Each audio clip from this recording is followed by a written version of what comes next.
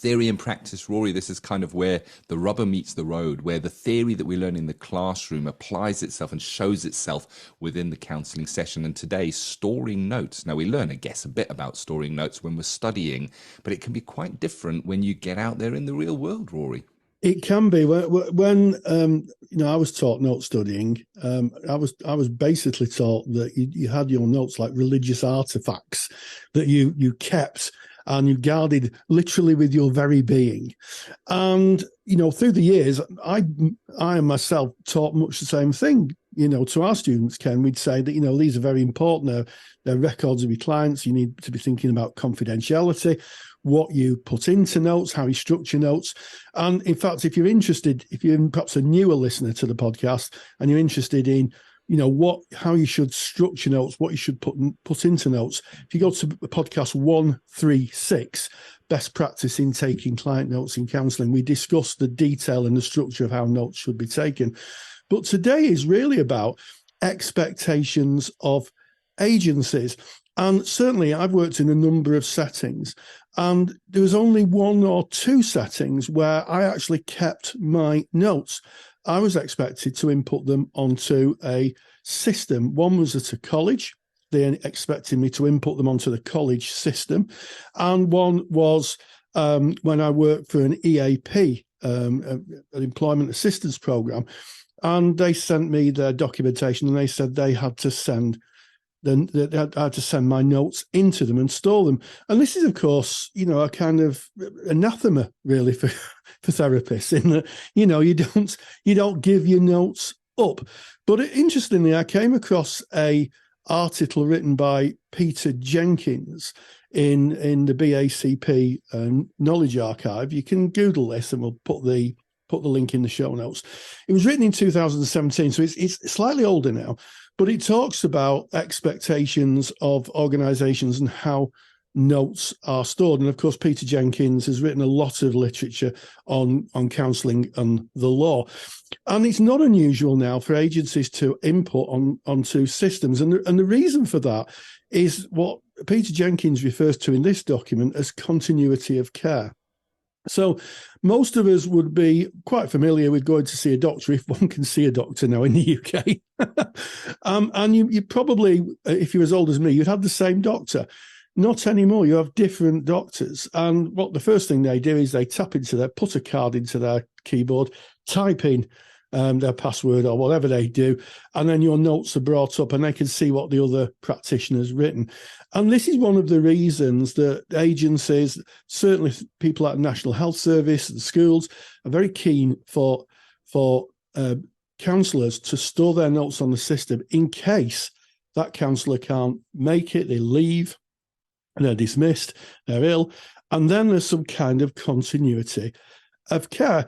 And my view is, and I think that's just echoed from what the kind of ethical frameworks say, is this is acceptable as long, and this is the key thing, as the client understands where the notes are stored. Yeah, and who has access to those notes? Yeah. Yeah, and it comes back to the contract, as it so often does. Are you explaining how you're taking notes, how notes are stored, and who has access to those notes to your client? Because it's their information that you're capturing. And, there's a temptation with this topic when we're speaking about storage of notes, to go down the GDPR route and because within notes, of course, you're keeping data from a client, but we're going to steer away from the GDPR and just stick on this one.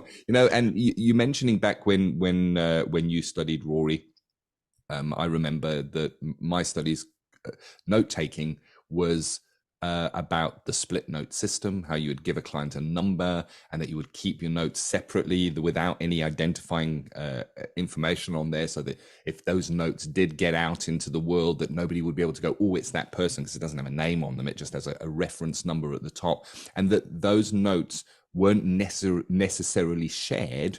In fact, they were, like you say, it was like the Holy Grail. One would keep it close to the chest. It's all about the confidentiality, that client being willing to share this with the person they're building trust and a relationship with. And then the thought of maybe somebody else in an agency that hasn't earned and doesn't hold that relationship, having a look. For me, that brought up a lot of stuff. And when I went into placement, I was at a GP practice, and the very first thing they said is, what you do is you put your notes into this system here so that the practice nurse and the doctors can have a look at how the client is doing. And I needed to do that. I needed to comply. I did put that into my contract. But what I also did was I was very mindful of what I placed in those notes. And I think I refer back to, what was the episode, Rory, that you mentioned that's got the note taking in it? Because I think that's worth looking at. Episode 136. If you want to see that, go to counsellingtutor.com, our mother website. Just go to the podcast tab and then click on podcast that you can listen in 136. And if you're on Spotify, just look it up. If you're on Apple, just look it up. 136 is the episode. It goes into what you put in the notes. So we wouldn't put speculation in. We wouldn't put our thoughts, wouldn't put our feelings, our personal considerations in those notes. So what I ended up doing was making my notes rather short. I was keeping to the facts. Client arrived on time. And I was checking at the end of every session, kind of within the summary, checking in with the client, saying, so this is what I feel that we brought today, what you did today, and just a reminder, that's kind of what the essence of that is, what I'll be putting in the notes that will be stored. And remember, your GP that referred you will be able to look at that. Are you okay with that? So it's almost verbally contracting on a session by session basis. Because I don't know, it just it's interesting. I then went on to work in a clinical setting where notes were shared amongst a bank of counselors as well. It was strange and didn't feel right for me at the time, but now I recognize the need for that. Continuity of care is massive, specifically when there are more professionals involved in the journey, and a client, specifically if they've got something heavy, having to say it again and again and again to different people, that is disrespectful. So having some kind of a pointer, some kind of a reference point, of course, best practice. I absolutely can, and I think I'll pick up on that observation you made regarding clients having to repeat stories. My mind shift had changed seismically a few years ago, a good few years ago. I'm talking about nearly 15 years ago, when I worked with a client, and I had a policy then, in my own policy. I was qualified of not looking at the notes. I thought that was a kind of respectful position, so I could see the client fresh, so I wasn't looking at them through the prism of someone else's assessment or notes. And I remember the abject disappointment in this person's eye, where they said, with a big sigh, "Oh, so I've got to tell everybody again." And I thought, I'm going to have to rethink my practice. I really am going to. It was all the first time it had happened in the 5 years I've been practicing, and I thought I'm going to have to rethink my practice. And I do now. If I got any referrals, I read the notes, and I also think it brings up another interesting point, Ken, about how we take notes. It needs a different mindset when the difference between, say, writing notes or even typing them up and then entering them onto a different system. Yeah. And that mindset is that those notes are not just for our record, they're for other people to look at. So speaking as someone who's dyslexic, I had to work really, really hard at making sure my notes were clear. Because if someone looked at them and said, really don't know what this is about, and especially in areas such as referrals, or if there was a risk element or any actions I'd taken, they had to be really clear, chapter and verse. They had to be quite detailed. If I say I had to speak to, in terms of child protection, I had to speak to a social worker or other colleagues, they had to be really, really clear. So I think it does ask practitioners to have a different mindset, one of which is clarity. Yeah, very much so. And it boils down to confidentiality at the end of the day, because that's what's in the notes. So somebody is sharing something that is confidential with us. We obviously contract of how that information is captured, who may be able to view that information. But it's also worthwhile checking out what is the organization. So if you're working in an organization and there are multiple people being able to access the notes, what is the policy within that organization regarding confidentiality? Have a look at that policy so that you're able to refer to that in your contracting with your client. So you may say, I capture these notes and they go onto this system, and that the following people are able to have access to those notes. However, they have entered into agreement of confidentiality to also not share any of your information outside of this professional setting. And, so familiarize yourself, ensure that there is a policy. So when I worked at the GP, that was reassuring to me, is that there was a policy there, that everybody within the practice had a professional obligation to confidentiality that they had signed their name to, and disciplinary action would be taken if anybody stepped over that line. And I think that gave me maybe a little bit of peace of mind, and I was able to pass that peace of mind on to my client. Yeah, absolutely, Ken. And it is very different. We talk about in this section theory and practice.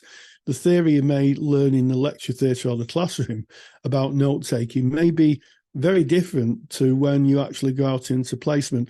And I guess as we come to the end of this section, just to say, that if you are inputting your client's records onto the agency system, ask the practice manager about how they frame their policy in terms of the contract, because the contracts and your actions have to match up. So if you are loading up client notes onto the system, as Ken has mentioned, that should be in the contract, should be really clear in the contract. And not only just we store them on a central system, but why? You have to explain to clients, well, we do this, should the counsellor be off, then there's a continuity of care. But yeah, it just shows how the world of counselling and psychotherapy is changing in our electronic time, Ken. Very, very much so. And I guess one final thought on this, I'm mentioning look at the policies and the procedures within the organization, but also think a little bit outside of those policies and procedures. Think about your day-to-day good practice. So for example, if a client requested their notes, well, what would that look like if you're in an organization where you're inputting it into a system? Do you have the ability to download those notes? Who does have the ability to download that note? Because if the client says, I want my notes from my session, they are entitled to it. It is their information that they have shared, and they may ask for that. How do you get it?